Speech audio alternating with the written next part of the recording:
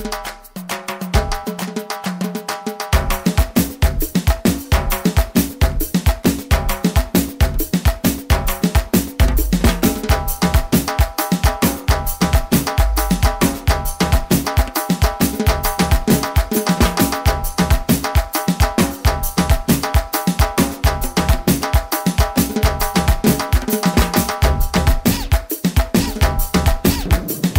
allons commencer notre programme et pour ce faire, nous invitons Madame Rose-Marie Ovaga, commissaire générale de la 8e édition du Salon, pour prononcer le mot d'introduction, sous vos acclamations bien sûr.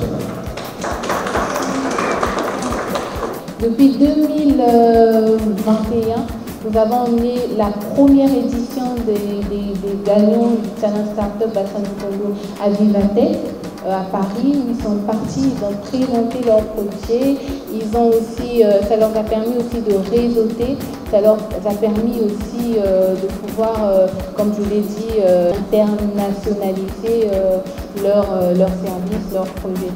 Et la deuxième édition du Challenge Startup, donc les 3 gagnants de l'année dernière, ont eu l'opportunité de participer au salon CES à Las Vegas. C'était juste là en janvier, donc quand nous sommes à Vegas. Ça passe tellement vite. Ils ont eu aussi l'opportunité, eux, d'aller présenter leur projet à Las Vegas, hormis le prix. Mais il y a aussi une très belle innovation au niveau du village Startup Bassin du Congo.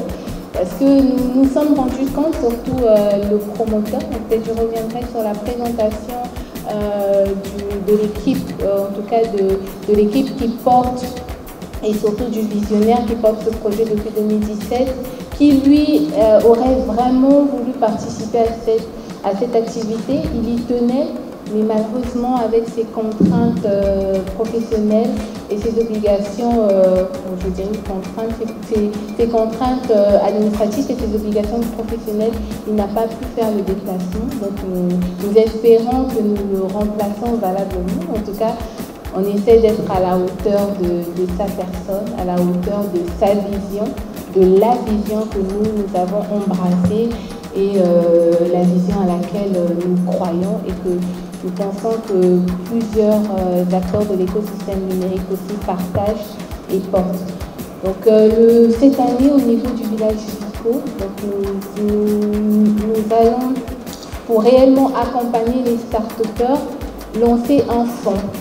Parce que généralement, je sais qu'après, il y aura une phase de questions-réponses. C'est vrai que je vais un peu vite. Et apparemment, la technique ne me suit pas encore. Mais bon, ça viendra. Généralement, au niveau du challenge du village Vico, nous offrons 10 millions de francs CFA aux 3 meilleurs qui sont présélectionnés sur les 10, qui sont présélectionnés, eux, sur les 500 start-upers qui s'inscrivent de par le monde. Mais cette année, en raison du besoin de réellement accompagner et soutenir les start-up, nous lançons un fonds. Donc, c'est un fonds qui va permettre de former même les start-upers qui ne seront pas parmi les 3 meilleurs, mais qui ont des projets innovants, qui ont des projets porteurs et créatifs. Donc c'est de pouvoir les former, les accompagner à travers des micro-financements, à travers des mises en relation, de la mise à disposition des opportunités. Donc c'est ce fonds-là qui est purement associatif que nous lançons avec un cabinet donc, qui co-organise le Challenge Startup. C'est un cabinet qui est réputé, reconnu dans le domaine de la finance, de l'investissement, de l'accompagnement de projets. Donc c'est le cabinet OPAC. Nous accompagne depuis et en même temps nous le lançons aussi avec l'AUF. Je pense que plusieurs connaissent un peu l'AUF, l'agence universitaire, c'est ça? Francophone, quelqu'un peut m'aider? Merci. C'est ça, donc nous lançons ce fonds-là pour réellement accompagner et nous rehaussons le prix du gagnant de la meilleure start-up. Donc le premier prix qui à la base était 10 millions pour les 3, mais cette année c'est 10 millions pour le premier. Donc une véritable opportunité pour les jeunes, bien pour les porteurs de projets, de s'inscrire et de concourir. Pendant le salon Osiane, hormis les startups, la promotion des startups, nous faisons également la promotion de tout ce qui est industrie créative et culturelle. Donc ça aussi, là aussi, c'est un espace, donc c'est un village où à ce niveau-là est présenté tout ce qui est tech culture. Donc on a des start-upers qui viennent, qui présentent les imprimantes 3D, on a généralement Foodini qui vient avec la nourriture imprimée, en tout cas tout ce monde-là que j'espère que je maîtriserai bientôt. Et tout ce qui porte vraiment sur la culture, de la tenue 3D, en tout cas tout ce qui est assez imaginaire, tout ce qui dépasse un peu l'imagination, mais qui porte sur la culture et la créativité. Donc pendant le salon, nous avons eu plusieurs structurations. Donc nous avons Osiane Campus, donc c'est là que nous formons les jeunes, les entreprises, tous ceux qui désirent acquérir des compétences, donc via la plateforme Académie du numérique. Nous avons également un autre programme qu'on appelle Boost, qui porte sur la transformation numérique des entreprises. Nous l'avons fait avec la Chambre de commerce de Brazzaville, du Congo, en tout cas des deux Brazza Point Noir, pour ceux qui connaissent le Congo, qui sont déjà arrivés. Nous l'avons fait avec l'Agence congolaise des investissements de l'information. Nous le faisons avec plusieurs structures, donc nous travaillons sur leur transformation numérique. Donc pendant le salon, dont j'ai déjà parlé du fonds, donc Osiane Investisseurs, j'ai déjà parlé un peu des différents panels qui auront lieu pendant le salon Osiane. Donc nous aurons les tribunes des leaders, nous aurons les tribunes des décideurs, nous aurons la tribune des experts. Donc des activités qui permettent réellement de réunir plusieurs acteurs de l'écosystème numérique, que ce soit les décideurs, les leaders, pour pouvoir réellement parvenir à ce développement de l'économie numérique en Afrique centrale. Osiane également est structurée en termes d'impact, donc nous portons la soutenabilité du numérique et aussi Osiane Connecting, qui permet aussi d'intégrer tous nos frères de la diaspora européenne, américaine aussi.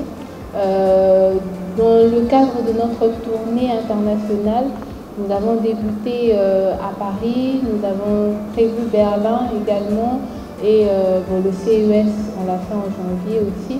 Ça permet réellement de pouvoir mobiliser, intégrer tous les acteurs qui gravitent autour de l'écosystème, qui sont à l'extérieur, mais qui peuvent réellement apporter un appui considérable au développement de cet écosystème du numérique en Afrique centrale. Donc là, je parlais des roadshows. Nous y voilà à Kinshasa, avec vous, en train de vous présenter Osiane 2028. Nous avons les roadshows, c'est réellement des moments où nous allons vers vous, vers nos start-upers, vers les entreprises du secteur pour leur présenter la 8e édition, leur présenter le salon et aussi essayer de les mobiliser, les inviter à participer à cet élément majeur de promotion du numérique en Afrique centrale. Donc nous avons CES, nous avons fait Paris, Bujumbura, RCA, Libreville, Cameroun, Luanda et la RDC où nous sommes. Alors, comment participer au salon Osiane 2024? C'est simple. Cette année, nous mettons en place 4 statuts de participation. Nous avons le statut Elite Plus, donc c'est le partenaire, c'est généralement celui qui porte le salon Osiane, donc qui le finance, on va dire, à plus de 50%. Et cela participe à hauteur de 30 millions de francs CFA, donc 45 000 $. Nous avons des partenaires simples, donc des élites, donc des élites simples, en élite plus, élite simple, ce sont eux qui financent le salon à hauteur de 5 millions, donc 7 600 €.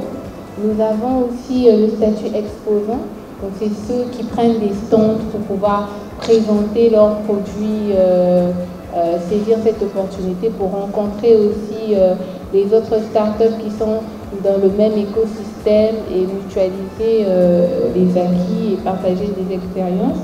Donc ce sont vraiment ces entreprises-là qui viennent, qui exposent à hauteur de 760 €.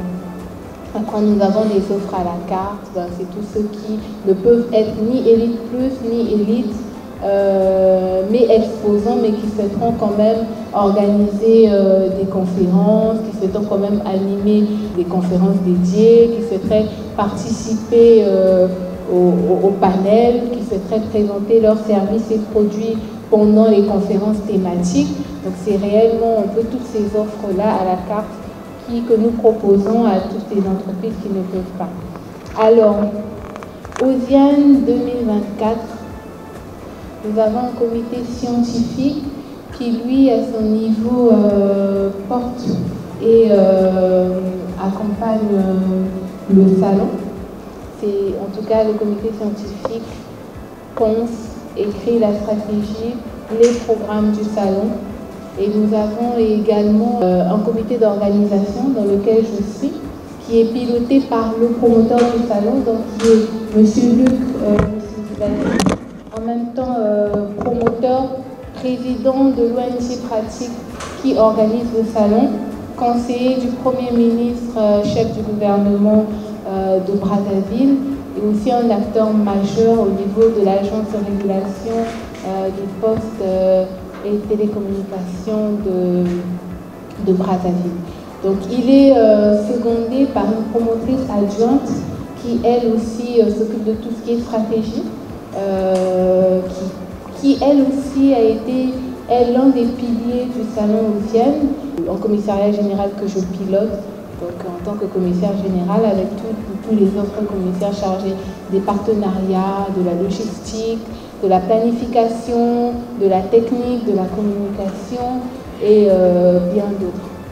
Alors, nous sommes réellement OSIAN, c'est également du généralement du virtuel.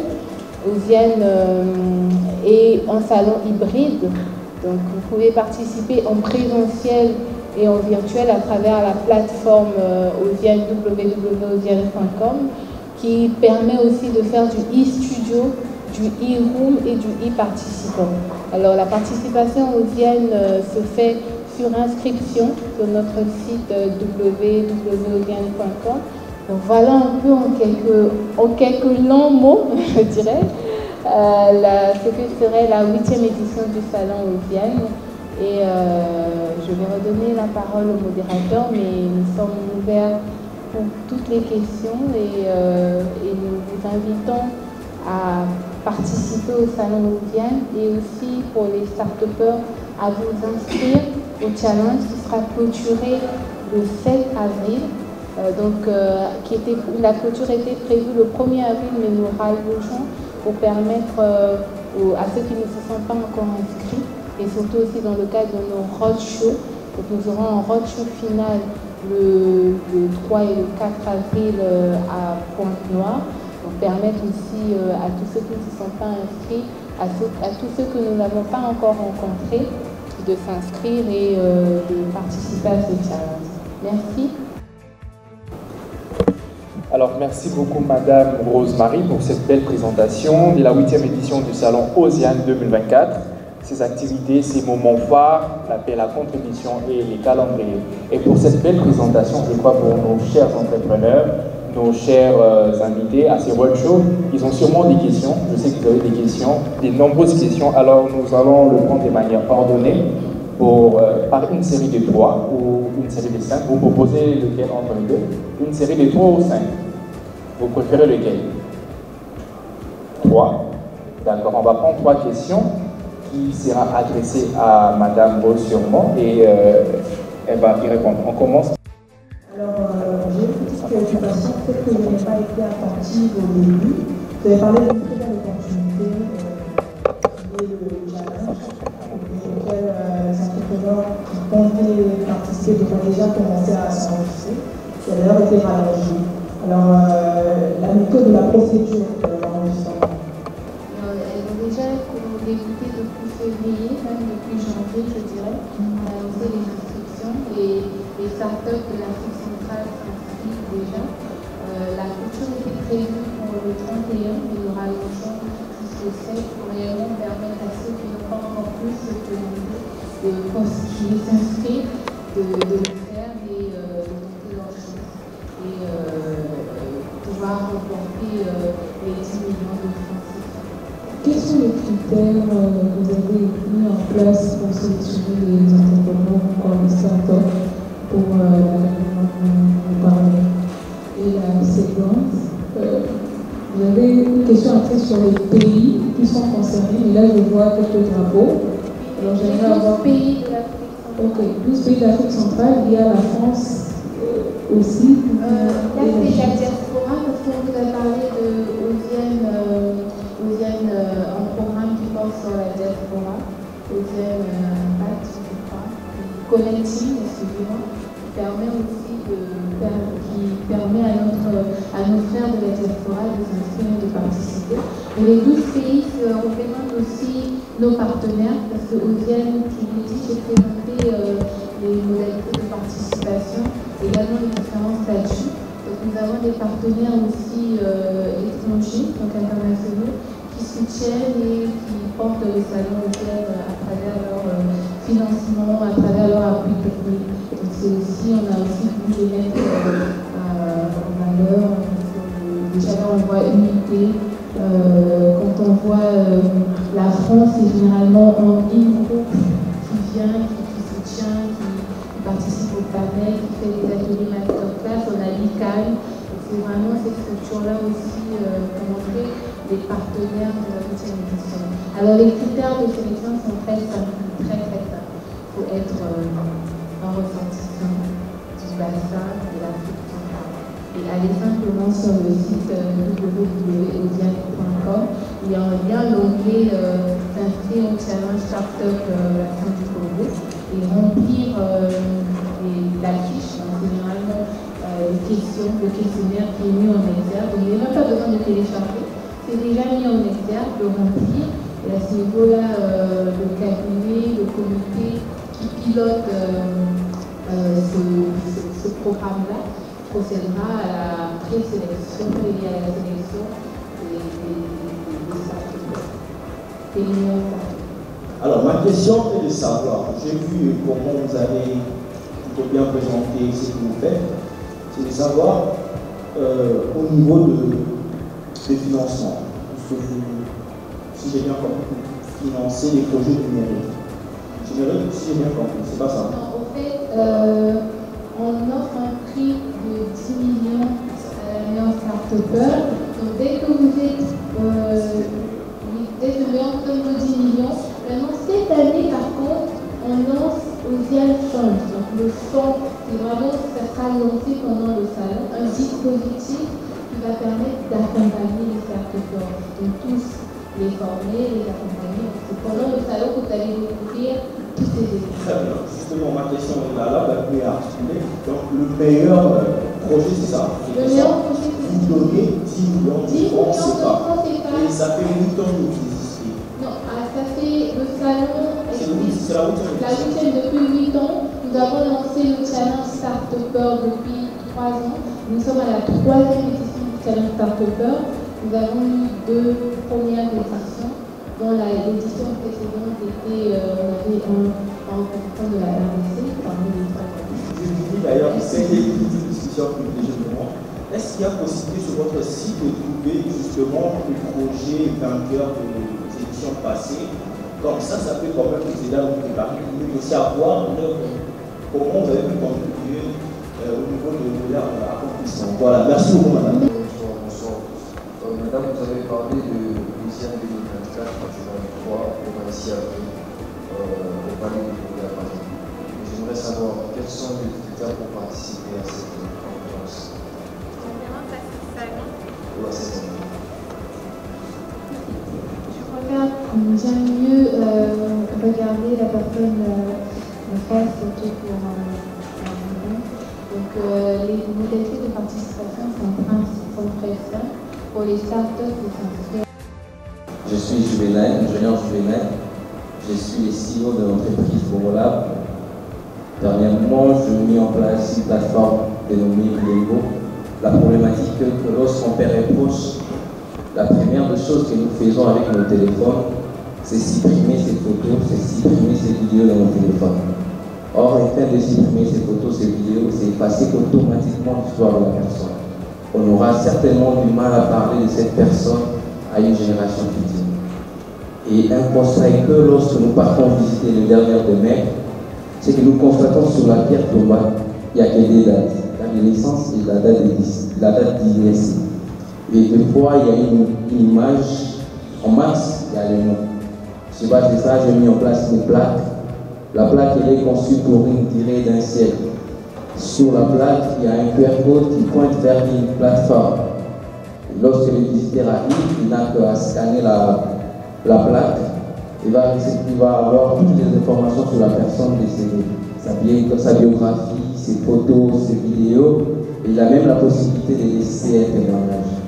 Avec la solution, on a été couronné la meilleure solution lors de l'Expo 2023. Et avec le gouvernement en place, avec le ministère du numérique, nous sommes en train de travailler là-dessus pour essayer de numériser tout le patrimoine national du pays. Voilà, je vous remercie.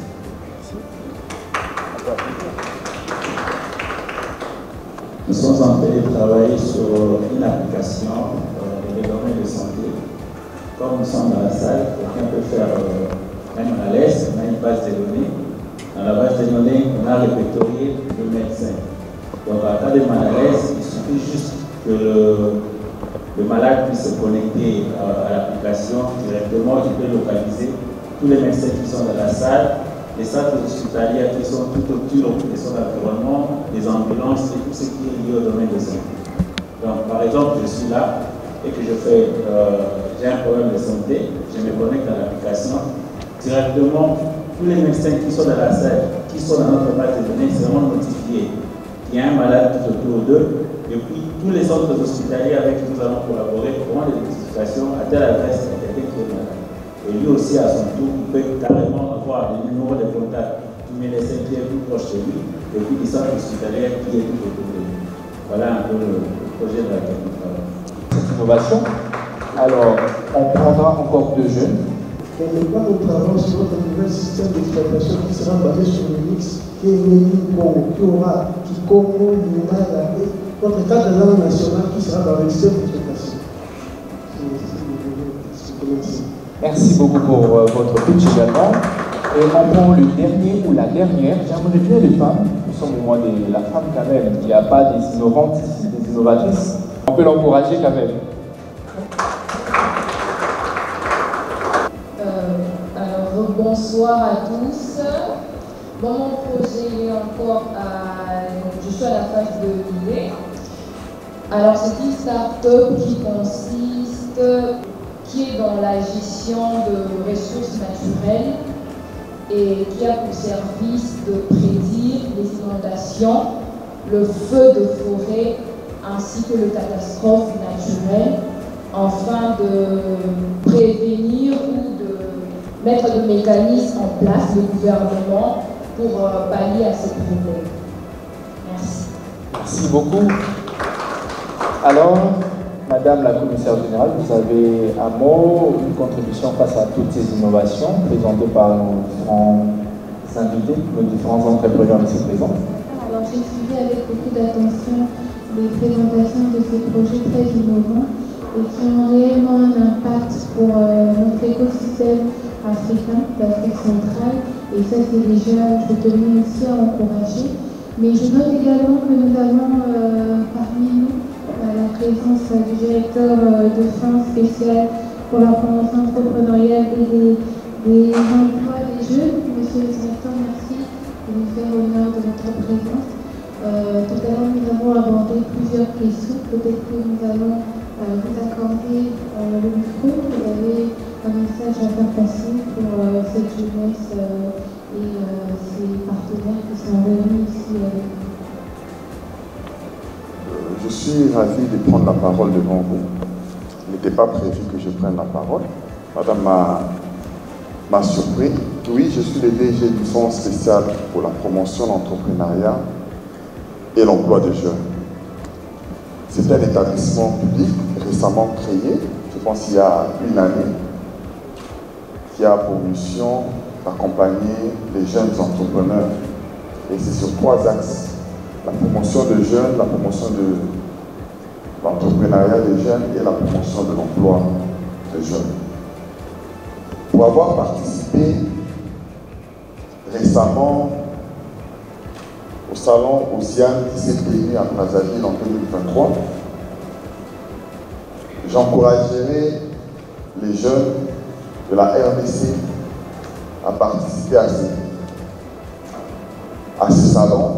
S'il y a des challenges, il faudrait postuler. La fois passée, nous avons eu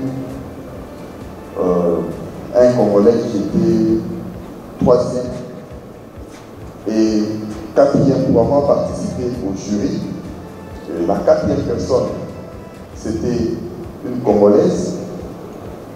Et c'était notre amie, celle qui est dans le NTIC comment elle s'appelle encore? Milka.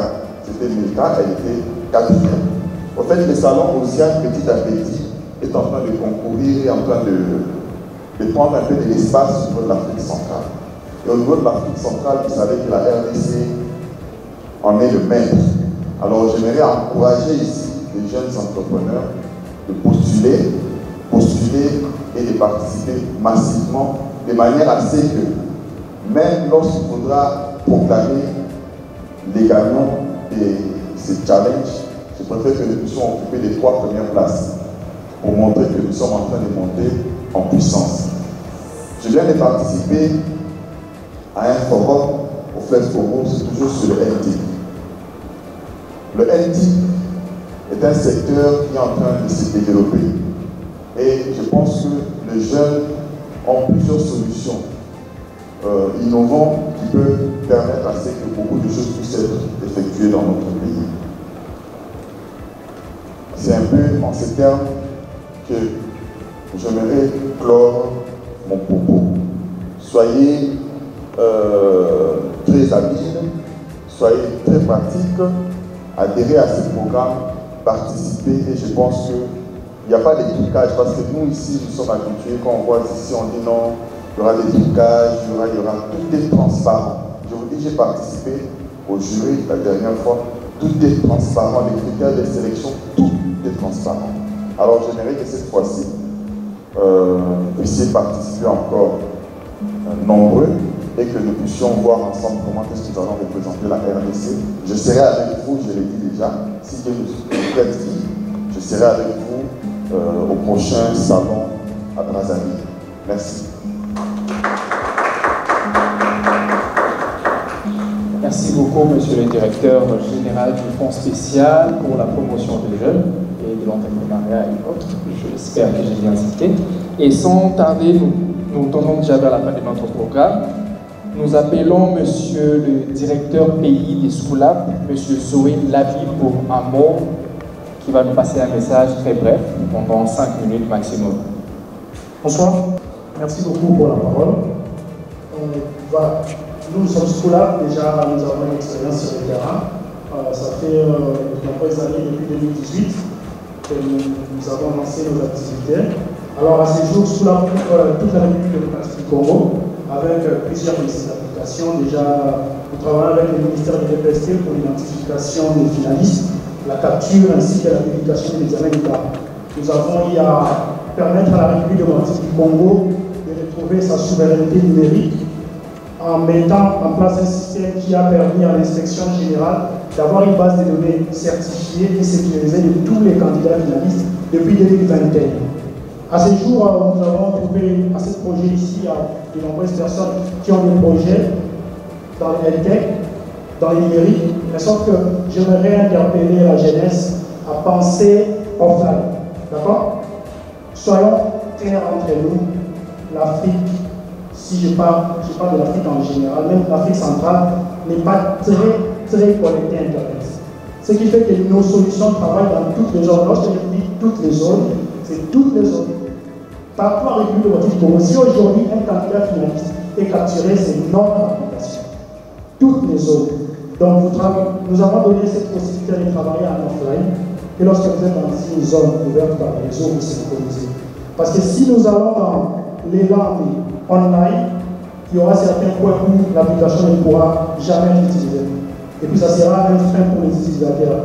Et puis lorsque vous pensez projet, pensez équipement qui va avec le projet.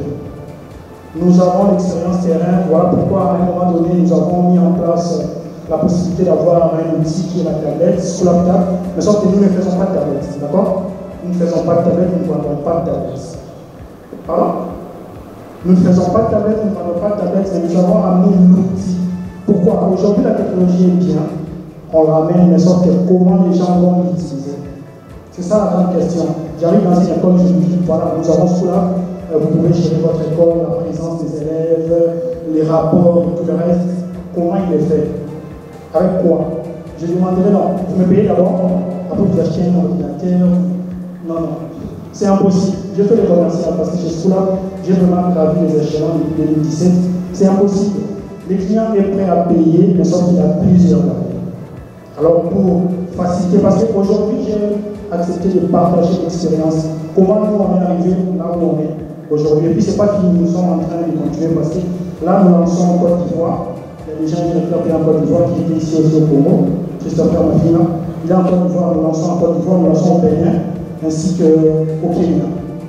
Et puis nous lançons bientôt au mois de juin sous la France. Et les services que nous offrons au Congo ne sont pas les mêmes services que nous offrons en France. C'est toujours sous la façon que les réalités ne sont pas les mêmes. À chaque fois que vous analysez un problème, mettez-vous en tête que l'environnement contribue aussi. Parce que sans tenir compte de l'environnement, vous aurez un projet qui est utilisable aux États-Unis, mais pas au Congo. Parce que c'est un bon projet, mais après, lorsqu'on voit les contraintes de l'environnement, ça ne marchera jamais. Ça ne sera utilisé que par ceux qui sont dans tel coin du pays. Ça ne sera utilisé que par ceux qui sont dans une ville connectée. Si mon temps est fini, Félix, sinon je risque de passer. Voilà. Parce qu'on a beaucoup de choses à dire. 2018 jusqu'à aujourd'hui, ça fait beaucoup de choses. Et puis nous sommes en train d'apprendre. S'il vous plaît, n'arrêtez pas d'apprendre. Votre solution ne sera jamais la meilleure. Aujourd'hui, nous avons des mises à jour de toutes les applications que nous utilisons. Ce n'est pas de la folie, ils veulent faire plus, non. Ils veulent mettre l'utilisateur le plus à l'aise possible. Pensez offline, pensez outils, pensez votre environnement et puis pensez comment étendre votre plateforme et vos idées. Je vous remercie. M. Zoé Labi, directeur pays de Schoolab RDC. Et sans pour autant tarder, nous appelons également M. Trésor Nico, DG de ABC, de prendre la parole et de passer un message de manière très brève, parce que nous courons déjà derrière le temps. M. Trésor Nico. Merci beaucoup. Je m'appelle Trésor Nico, je suis le gérant de l'entreprise African Business Center. ABC, African Business Center, c'est une entreprise qui accompagne les jeunes entrepreneurs. Vous avez un très bon projet. Et nous vous accompagnons, nous cherchons pour vous des bailleurs de fonds. Nous accompagnons également, nous avons accompagné, nous travaillons avec Schoolab, nous accompagnons Schoolab dans toutes ces démarches politiques. Si vous avez un bon projet, vous venez, nous analysons et puis nous vous accompagnons sur le plan financier. Actuellement là, dès ce dimanche, nous avons en France une conférence des entrepreneurs, entrepreneurs, c'est à Paris. Nous sommes invités là-bas comme étant aussi partenaires et présentateurs de projets et de... Donc en fait, nous sommes dans la même optique qu'Ocean. Nous voyons que c'est très important de toujours être ensemble, de toujours être accompagné par des gens expérimentés, par une structure expérimentée. Voilà, merci beaucoup. Merci. Merci beaucoup, M. Trésor Nico. Alors, je demanderai s'il y a d'autres directeurs, administrateurs des différentes entreprises publiques ou privées, s'ils ont un message à passer. Nous vous prions de pouvoir avancer et vous allez passer votre message de manière très brève, vu que nous courons déjà derrière le temps. Et on a aussi parmi nous un partenaire, c'est un partenaire très fort de cette 8e édition parce que nous allons co-organiser la conférence FinTech avec ce partenaire-là. Peut-être apporter la parole, M. Joseph Silondo, qui pourra aussi faire un témoignage parce qu'il a participé à plusieurs éditions. Et M. Joseph Silondo, si vous pouvez nous faire part de votre témoignage et de votre expérience, et aussi de la conférence militaire qui se prépare ensemble. Comme dit M. Joël Chimba, membre de l'Africa FinTech Forum. Africa FinTech Forum, c'est une structure FinTech africaine, beaucoup plus déployée en Afrique francophone. On travaille sur l'industrie FinTech aujourd'hui. On est dans la mise en relation entre les différents gouvernements africains et les structures privées. On travaille également dans des conférences, des activités, des événements au niveau africain. On a eu pas mal de projets en Afrique depuis plus de 5 ans déjà, des cartographies, d'écosystèmes, des études de marché, d'opportunités et autres, mais beaucoup plus également dans tout ce qui est formation, tout ce qui est éducation financière. On est officiellement partenaire à Osian depuis près de 2 éditions je pense. Et pour ma propre expérience l'année passée, j'étais également dans l'organisation, la co-organisation, on va dire, du village FinTech Osian. Et c'était un village où on voulait beaucoup plus penser de la prochaine industrie FinTech en Afrique. Et Osian, en fait, c'est vraiment le cadre par excellence de discuter des questions FinTech ayant trait à l'Afrique centrale, avec une particularité, c'est que au Congo, Kinshasa, on a une banque centrale propre à nous. Je vais donner cet exemple. Au Congo, Brazzaville dépend également d'une banque centrale de la zone Afrique centrale.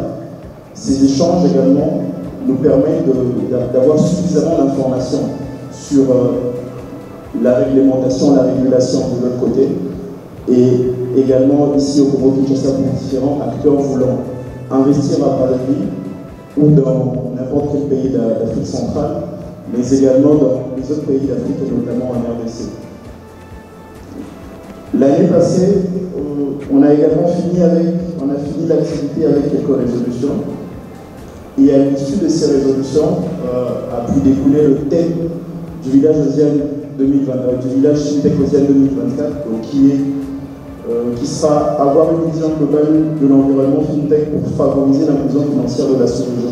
Donc c'est un thème très important et c'est même un sujet très génial. Pourquoi? Parce que la plupart des solutions aujourd'hui auprès des FinTech, on sent que c'est un tout petit peu réservé à une certaine catégorie de personnes. Donc c'est soit des personnes qui ont facilement accès à des services bancaires, donc qui ont la possibilité d'avoir un compte bancaire et consort. Mais on a voulu réfléchir aujourd'hui sur une inclusion qui va concerner tout le monde, donc moyennant les solutions technologiques. Arriver à inclure toutes sortes de populations, et surtout dans notre sous-région, en Afrique centrale, qui aujourd'hui, je veux peut-être donner quelques chiffres. Donc on participe pleinement à un grand marché africain aujourd'hui estimé à plus de 1 000 milliards de dollars. Donc ça, c'est ce que la FinTech a pu générer l'année passée selon le groupe GCMA. Et sans compter la plupart des solutions qui ont vu le jour au niveau africain et qui sont en train de se déployer ici au Congo et un peu plus partout. Donc je vais peut-être citer des solutions comme SiemensPay, AvadaPay, MaishaPay, MaxiCash et consorts, qui grâce à des événements, à des réseaux comme Osian, arrivent à mieux se déployer et à mieux vendre le produit. Donc cette année, je vous invite à ensemble avoir une vision globale de l'écosystème de l'environnement, de l'inclusion financière pour l'Afrique francophone et l'Afrique centrale, parce que Africa FinTech Forum, cette année, en fait, on veut faire cette structuration de l'écosystème FinTech francophone, donc arriver à déceler les différents acteurs, fédérer nos efforts vers une bonne inclusion financière en Afrique francophone. Donc, je sais qu'on sera nombreux en avril à Brazzaville pour participer à ce grand événement, parce qu'il faut le dire, en Afrique centrale, c'est parmi les grands actuellement. Et j'encouragerai également la participation de ceux qui sont à l'université, les étudiants. Pourquoi? Parce que Africa FinTech Forum a également pensé à un volet universitaire. Donc, on va l'appeler une sorte de structure dédiée aux étudiants, qu'on va beaucoup plus argumenter lors de la conférence. Donc, je vous remercie. Rendez-vous à Brazzaville. Merci beaucoup, monsieur le directeur de la FinTech, du salon de la FinTech. Alors nous rappelons encore une fois Madame Marie-Rose pour l'appel à contribution des partenaires et qui succédera directement avec le mot de la fin pour ces web shows du Salon international de la tech et de l'innovation en Afrique centrale pour sa 8e édition, dont j'espère bien que la plupart d'entre nous vont prendre part soit à des conférences ou à des différents challenges qui sont lancés. Une fois de plus encore à remercier PDG, les PME, les institutions fortes, les structures, des futurs patrons entrepreneurs. J'ai noté un monsieur qui s'est présenté en disant qu'il était nouvellement entrepreneur. Donc l'avenir il est au secteur privé et surtout au partenariat public-privé. Et Odiel est une belle plateforme qui permet vraiment à tous ces acteurs-là de contribuer tous ensemble à la promotion et au développement du numérique en Afrique centrale. Alors, cette activité aussi avait revêtu notre caractère, celui hormis la présentation du salon, la présentation des parties prenantes à cette activité de leur projet, le témoignage très fort des DG, des partenaires qui ont déjà participé au Salon Odiel, mais également aussi une invitation à ceux qui n'ont pas encore vécu l'expérience Odiel, je dirais l'aventure, c'est une très belle aventure Odiel, de pouvoir nous rejoindre, de pouvoir participer. Pour les entreprises, d'être partenaires à travers nos différentes offres. Donc, nous avons des statuts Elite Plus, nous avons le statut Elite. Ceux qui aimeraient aussi présenter leur projet, à ne pas hésiter à nous contacter, même à travers le site internet pour réserver le stand et présenter votre projet. Mais surtout, les start-upers, vous qui êtes porteurs de l'innovation, de changement, de réel impact en Afrique, de vous inscrire aussi et participer à cette 3e édition du Challenge Startup Bassin Odiel. Je tenais aussi à présenter les partenaires de la 8e édition du Salon Odiel parce que je pense que sans eux, nous ne serons pas là. C'est vrai qu'il y a une vision qui est portée par un visionnaire, un homme en tout cas qui depuis ne ménage aucun effort pour pouvoir s'atteler à promouvoir l'innovation, le numérique et l'entrepreneuriat en Afrique. Mais une vision ne suffit pas, seule ne peut pas réellement apporter le changement. Il a fallu que les acteurs, des entrepreneurs, des entreprises et des acteurs qui croient réellement à cette belle vision et au changement, au développement de l'écosystème numérique.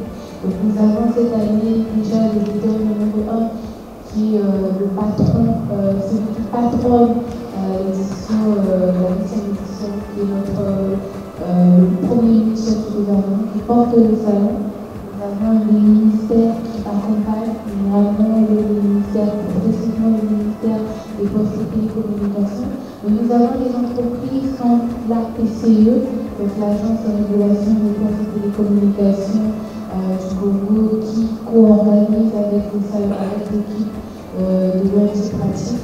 Nous avons des partenaires, cette année surtout, les partenaires, de grands partenaires qui ont rejoint cette belle famille du numérique, qui ne sont pas du domaine, qui sont dans le pétrole, mais qui croient, et je parlerai puisque la SNPC, donc la Société nationale du pétrole au Congo, qui porte surtout le programme VISO, donc le village Startup. Nous avons également la société Eni Congo, le pétrole. Nous avons Canal Plus comme partenaire Elite Plus qui nous accompagne. Nous avons les opérateurs au Congo de télécommunications comme MTL, RTL, qui sont les partenaires de cette édition. Nous avons également l'UIT, ICANN, Banque mondiale, Deloitte, et beaucoup de partenaires, toute une grande famille de partenaires qui portent le salon Odiel, sont liés ces agences de développement du numérique au Congo, comme l'ADN, l'AFI, Congo Télécom, tous ces opérateurs, ces structures qui nous soutiennent et qui nous accompagnent et qui nous permettent de réellement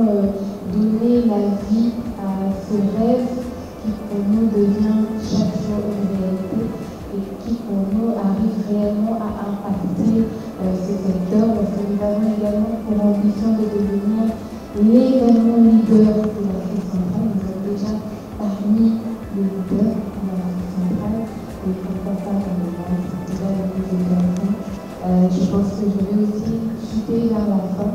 Vous remercie encore pour votre présence, d'avoir répondu présent à notre invitation, de disposer de votre temps. Nous sommes un jeudi.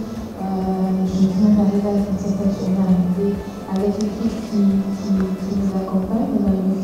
Zakameso, responsable justice, Mme Christine, assistante communication. Nous sommes arrivés ce matin, nous avons pu vivre un peu toutes les difficultés de transport, peut-être les contraintes en termes de bouchons, d'embouteillage, mais au-delà de tout ça, vous avez quand même fait des déplacements pour vous rendre là, partager avec nous votre expérience, écouter la nôtre aussi. En tout cas, on tenait à vous remercier. Et tout à l'heure, M. Joseph, qui a été rendez-vous à Brazzaville. Je pense que je vais chuter par rendez-vous à Brazzaville.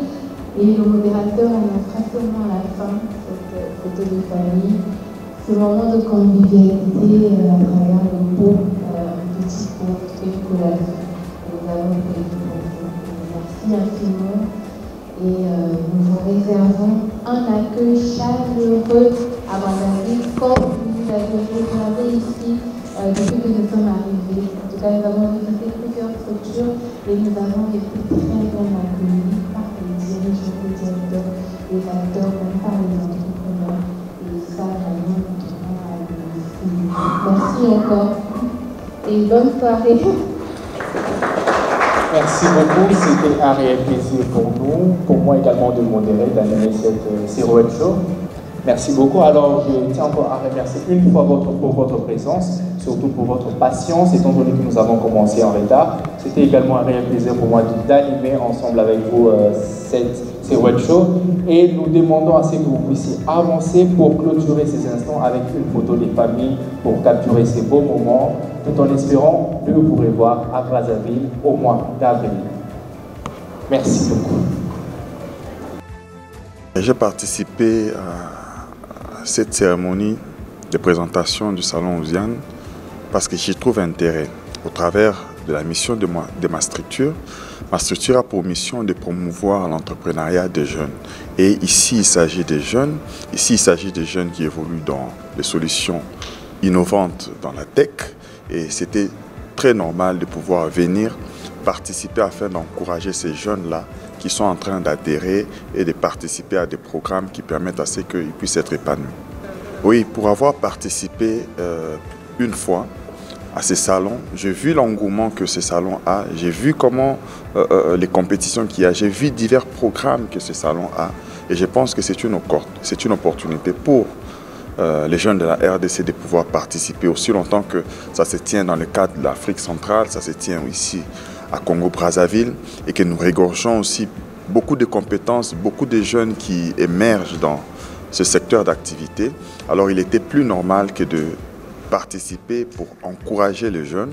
Je lance cet appel-là, j'encourage les jeunes à participer à toutes les activités qui vont concerner ce salon, à participer à ces différents challenges de manière à ce qu'ils puissent remporter. J'ai dit ici aux jeunes qui étaient présents, je préfère, la fois passée, la RDC était 3e.